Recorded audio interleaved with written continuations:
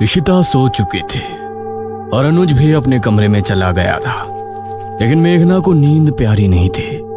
उसने किताब को खोला और उसे पढ़ना शुरू किया। राजकुमारी मेघालय को राज्य में फैली महामारी की बहुत चिंता थी। उसी महामारी को दूर करने के लिए वो महर्षि नीलकंठ जी के आश्रम पहुंचे। मेघालय, भले ही आप राज्य की राजकुमारी हैं, लेकिन यहाँ आप एक महासिद्धि हासिल करने आई हैं, तो इस समय आप सिर्फ मेरी एक शिष्य हैं। गुरुदेव, हम भी यही चाहते हैं कि आप हमें भी अपने एक शिष्य के रूप में ही देखें और हमारी पहचान को यहाँ गुप्त रखा जाए। तभी एक लड़का वहां पर आया।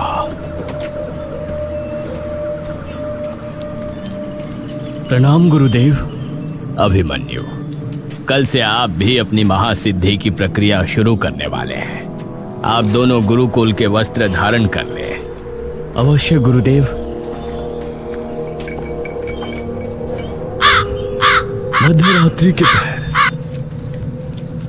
महर्षि नीलकंठ जी अग्निकुंड के सामने बैठे थे और उसी अग्निकुंड के दूसरी तरफ राजकुमारी मेघालय और अभिमन्यु बैठे थे। आप दोनों एक महान सिद्धि हासिल करने जा रहे हैं। उसे शुरू करने से पहले आप दोनों की सहन शक्ति की एक परीक्षा होगी। इस भीषण सर्द ऋतु में आप दोनों को तालाब के ठंडे पानी में पूरी रात खड़े रहकर अपने मन में सिद्धि मंत्र का जाप करना है और सुबह सूर्योदय के पश्चात ही आप दोनों तालाब से बाहर आएंगे। मैं सूर्योदय से पहले यहाँ पहुँच जाऊंगा और आप दोनों को तालाब से निकालने की आज्ञा दूंगा। अवश्य गुरुदेव। महर्षि के कहने पर अभिमन्यु और मेघालय दोनों तालाब की ओर रवाना हो गए।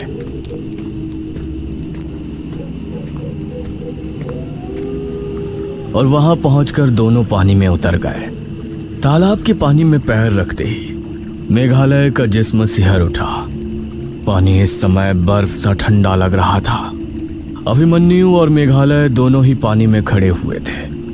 उनके शरीर कांप रहे थे, लेकिन इसके बावजूद वो अपने हाथों को जोड़े पानी में खड़े थे और मन ही मन सिद्धि मंत्र का जाप कर रहे थे।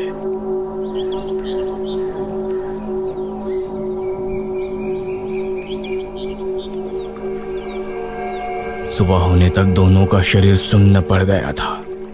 जब सूरज की किरण इनकी आंखों पर पड़ी तो इन्होंने आंखें खोली।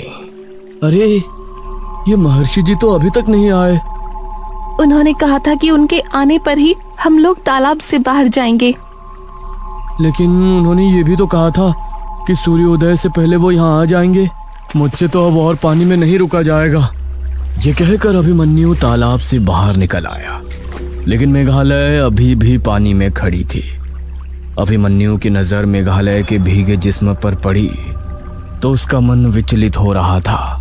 नहीं, मुझे बहकना नहीं है, मुझे मेरी सिद्धि हासिल करनी है। तभी वहां पर महर्षि नीलकंठ जी भी आ पहुंचे। प्रणाम गुरुदेव। प्रणाम गुरुदेव। तुमको बाहर आने के लिए किसने कहा अभिमन्यु? गुरुदेव, आपने कहा था सुबह होने पर सूरज निकलने के बाद ही हमें तालाब से बाहर आना है, और आप समय पर नहीं आ पाए तो हम सूर्योदय होने पर खुद ही बाहर आ गए। शायद आपको याद नहीं है अभिमन्यु, हमने कहा था कि ये पहले पड़ाव में आप दोनों की सहन शक्ति की परीक्षा होगी और हमारे देर से आने का उद्देश्य ये देखना था कि आप दोनों में सहन शक्ति की क्षमता कितनी है उसको जांचा जाए।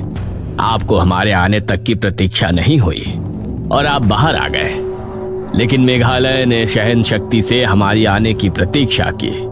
इसका मतलब इस पड़ाव में मेघालय ही सफल हुई, आप इसमें विफल हो गए। मेघालय का शरीर कांप रहा था, लेकिन वो चुपचाप महर्षि की बात को सुन रही थी।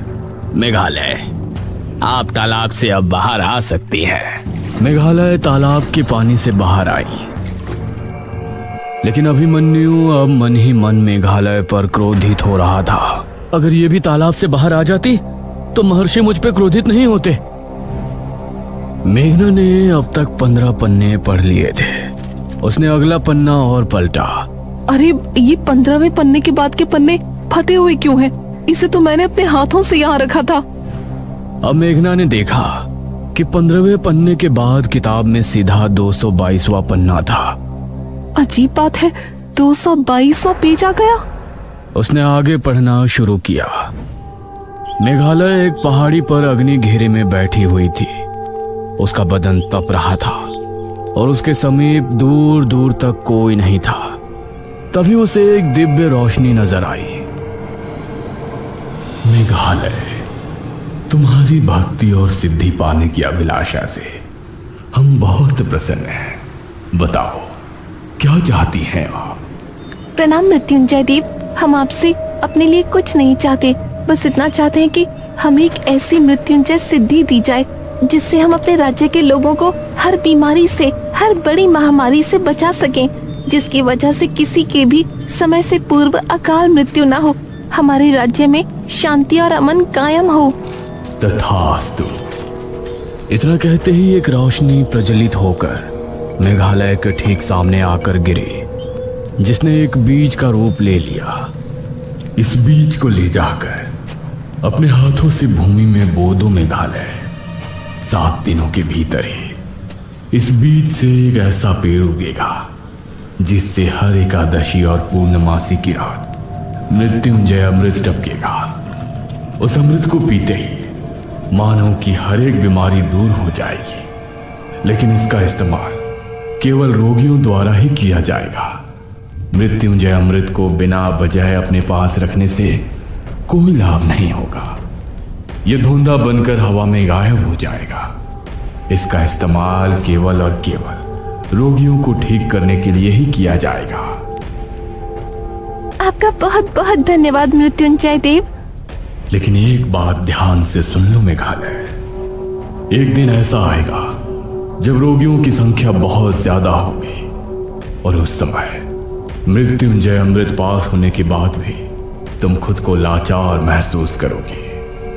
लेकिन ऐसा समय भला क्यों आएगा देव, और कब आएगा? अभी नहीं, सदियों के बाद आएगा। तो उस समय हम कैसे जीवित होंगे? जब वो होगा तो तुम्हारे सामने ही होगा। अब जो मैं बता रहा हूं उसको ध्यान से सुनो। उस समय जब महामारी फैली होगी और तुम खुद को बेबस समझोगी, तब तुमको एक महाविधि करनी होगी। इतना पढ़ने के बाद मेघना ने अगला पन्ना खोला और उस पर लिखी विधि को ध्यान पूर्वक पढ़ने लगी। वक्त तेजी से आगे बढ़ रहा था और मेघना के माथे की सलवटें बढ़ती जा रही थी। उसे पढ़ते पढ़ते कब सुबह हो गई उसको पता नहीं चला। सुबह 8 बजे का अलार्म बजा। अरे ये सुबह क्यों होती है यार? और इशिता ने उठकर मोबाइल साइलेंट किया। अरे तू कब जागी? तू इस किताब को लिए बैठी है? मैं सोई ही कब थी यार। सुन, मैंने इसमें सब पढ़ लिया है। क्या पढ़ा? क्या लिखा है इसमें?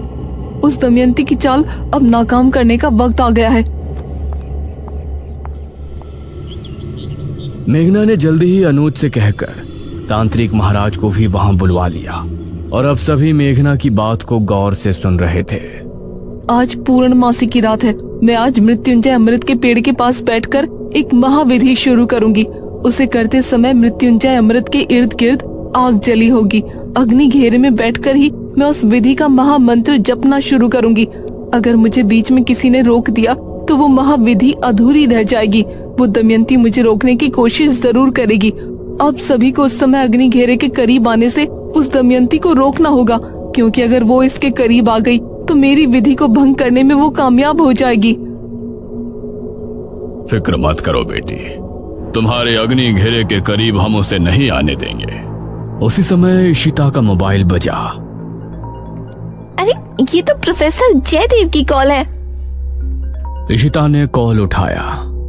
Hello professor. इशिता, मेघना, कहाँ हो तुम दोनों? सर वो हम दोनों असल में शहर से बाहर हैं। तुम लोगों से उस छोटी सी बीमारी का एंटीडोट नहीं बना और अब ये कोरोना भी बीमारी आ गई। इसकी वैक्सीन तैयार करने का काम शुरू हो गया है। मैं चाहता हूं कि तुम दोनों भी कोरोना से बचने की वैक्सीन बनाने का काम शुरू कर दो। कहीं पर तो मेरी लैब की इज्जत रखो तुम दोनों। तुमको तो लोगों की कोई परवाह ही नहीं है। सर वो एक्चुअली वो अभी मैं नहीं आ सकती, मेघना की तबीयत ठीक नहीं है। क्या हुआ उसको? सर शायद उसको भी कोरोना हो गया है, मैं उसके पास हूँ। इतना कहकर ईशिता ने झट से कॉल कट कर दिया। तांत्रिक महाराज, आप विधि सामग्री का इंतजाम करवा दीजिए। ठीक है बेटी, तुम बताओ, मैं सारा इंतजाम करवा देता हूँ।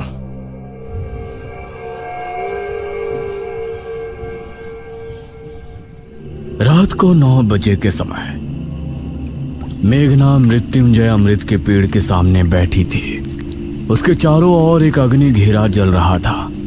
तांत्रिक महाराज के हाथ में नारियल की रस्सी का एक गट्ठर था, जिस पर जगह जगह लाल धागे बंधे थे। हमें इस अभिमंत्रित रस्सी से एक सुरक्षा चक्र बनाना होगा। दमयंती यहाँ आ गई तो इस रस्सी को पार नहीं कर पाएगी। हम चारों उसके चारों कोनों पर खड़े रहेंगे। ठीक है तांत्रिक महाराज। इन चारों ने मिलकर मृत्युंजय अमृत के आसपास के पेड़ों पर उस रस्सी के चौकोर आकार में एक घेरा बना दिया, जिसके एक कोने पर अनुज, दूसरे पर ठाकुर, तीसरे पर तांत्रिक महाराज और चौथे पर गांव का एक आदमी मोहन खड़ा था। 400 साल पहले आप ही की वजह से मैंने उस महामारी से अपने राज्य को मुक्ति दिलाई थी। आज 400 साल बाद मेरा पूरा देश एक बड़ी महामारी से जूझ रहा है। आज आपको अपनी असली शक्ति दिखानी होगी। मृत्युंजय देव की जय हो। ये कहकर मेघना ने अपनी आंखें बंद की, अपने हाथों को जोड़ा। उस समय दमयंती अपनी गुफा में बैठी हुई सब देख रही थी। वो मुस्कुराई और खड़ी हुई। अब समय आ गया है मेघालय, मैं तुझे आज खत्म कर ही दूंगी। तेरी मौत का यही समय सही है।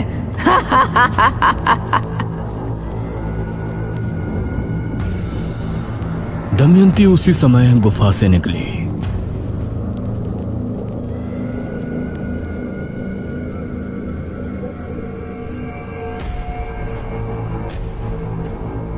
अरे कहाँ जा रही है तू?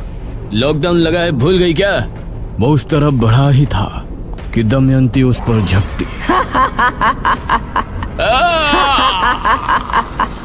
अगले ही पल उसकी लाश जमीन पर पड़ी थी, जो पूरी तरह से पीली हो चुकी थी। जल्द ही दमयंती बेरमपुर पहुंची और इन सभी को पायल की छन छन सुनाई देने लगी। अरे ये तो दमयंती है। दमयंती ने देखा कि मृत्युंजय अमृत के पेड़ से अब मृत्युंजय अमृत टपकना बंद हो गया था और उससे बहुत ही हल्की मात्रा में हरा धुआं निकलने लगा था। मैं तुझे कभी कामयाब नहीं होने दूंगी मेघालय। दमयंती उसकी तरफ बढ़ी, लेकिन जैसे ही वो रस्सी से टकराई, उसे एक झटका लगा और वो दूर जा गिरी। क्यों दमयंती, मजा आया ना? दमयंती ने गुस्से में अनुज को देखा। फिर उसने गांव के उस आदमी मोहन की तरफ नजर डाली और उसे एक कामुक मुस्कान दी। वाह, कितनी जवान और खूबसूरत लड़की है ये, लेकिन इसकी पुरानी वेशभूषा ठीक नहीं लग रही। अगर ये शहर की लड़की होती तो मैं ना जाने क्या कर बैठता। उसकी मन की बात दमयंती ने सुन ली थी। ठीक है, मैं जा रही हूँ। ये कहकर दमयंती वहां से भाग निकली। कमाल है, ये कहाँ चली गई? अब पेड़ से वो हरा धुआं काफी मात्रा में निकलने लगा था और वो आकाश में जाकर फैल रहा था। दमयंती कुछ दूरी पर जाकर रुक गई और आंखें बंद करके बोली, शैतानों की देवी, उस आदमी को जैसे लड़कियां पसंद है, मुझे वैसी ही बना दीजिए। तांत्रिक महाराज, ये भाग कैसे गई?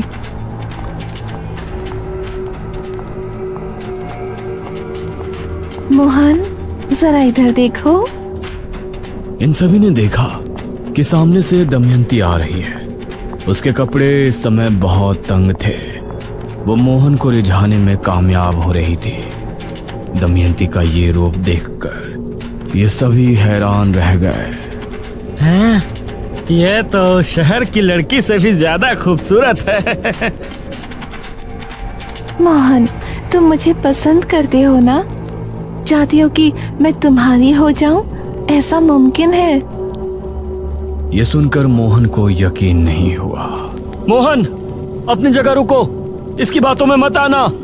दमयंती उसे कामुक अंदाज में देखते हुए मुस्कुरा रही थी और उसके सामने अपनी कमर मटकाकर ऐसे चलने लगी जिसे देखकर मोहन की रगों में खून की रफ्तार तेज हो गई। हैं? अरे दमयंती, मेरी हो जाओ।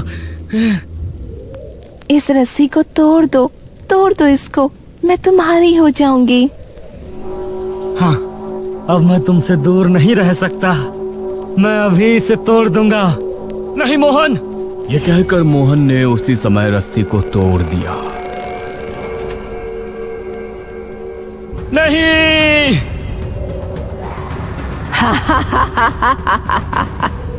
तभी दमयंती अपने असली रूप में आ गई और तेजी से मेघना की तरफ भागी। पकड़ो उसे अनुज बेटा। अनुज भागकर दमयंती पर झपटा और उसने उसका पैर पकड़ लिया। दमयंती तभी जमीन पर गिर गई। छोड़ मुझे, छोड़। दमयंती ने अपने जादू से अनुज को दूर फेंक दिया और खुद को छुड़ाकर खड़ी हुई। अनुज बेटा, रस्सी उठाओ। अनुज ने जल्दी से रस्सी उठाई। मेघना अभी भी आंखें बंद किए मंत्र पढ़ रही थी। दमयंती मेघना के करीब पहुंचने ही वाली थी कि तभी अनुज ने तांत्रिक महाराज और अनुज ने मिलकर दमयंती को काबू में कर लिया। रस्सी के संपर्क में आने के बाद दमयंती का जादू अब काम नहीं कर रहा था। वो उस पेड़ को देख रही थी जिससे अब भारी मात्रा में हरा धुआं निकल रहा था।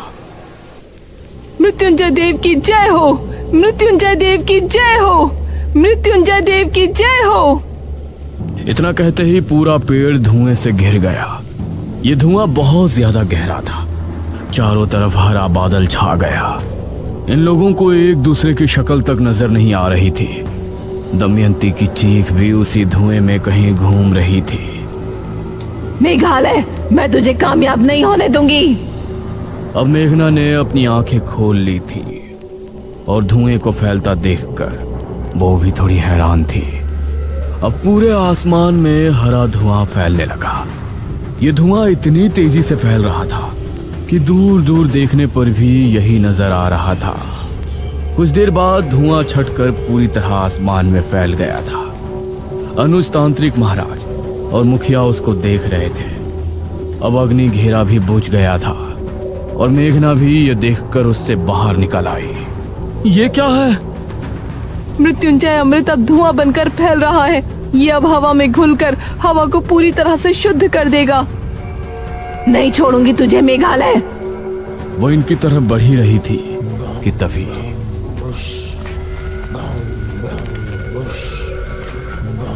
यह आवाज सुनकर ये सभी चौंक पड़े और दमयंती भी हैरान रह गई। अभी तो जा रही हूँ, लेकिन मैं वापस जरूर आऊंगी। वो वहां से भाग निकली। निशिर मोलो सामने से इनको आते हुए नजर आ रहे थे, जिन्हें देखकर ये सभी जल्दी से गांव की तरफ भागे। कोई भी इन्हें पीछे मुड़कर नहीं देखना, भागते रहो जब तक हवेली ना पहुंच जाओ। ये सभी काफी देर तक भागते रहे और हवेली के अंदर आकर ही इन्होंने अपनी सांस तोड़ी। कुछ दिन बाद ये सभी एक साथ हॉल में थे और मेघना टीवी के सामने खड़ी थी। उम्मीद है आज अच्छी खबर सुनने को मिलेगी। मेघना ने टीवी ऑन किया। कोरोना काल के चलते जहां लोग बड़ी महामारी का सामना कर रहे थे, उसी को मात देने के लिए हमारे देश में कोरोना वैक्सीन बनी और हमारी भारतीय सरकार ने संपूर्ण भारत के लोगों को समय पर कोरोना वैक्सीन का डोज देकर आखिरकार हमें कोरोना जैसी महामारी से बचा लिया है। हमारे माननीय प्रधानमंत्री जी ने अगर इस महामारी के समय अपनी अच्छी रणनीतियां नहीं दिखाई होती तो शायद ही कभी भारत कोरोना वायरस को मात दे पाता।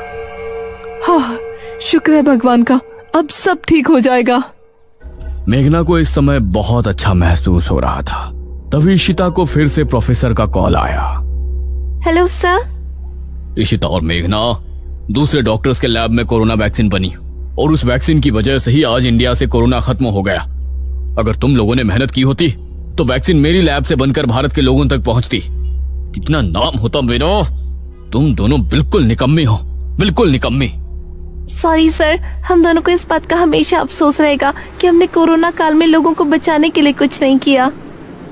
ये कहकर इशिता ने कॉल कट कर दिया और अनुज और इशिता ठहाका लगाकर हंस पड़े। लेकिन मेघना के दिमाग में अभी भी कुछ सवाल चल रहे थे।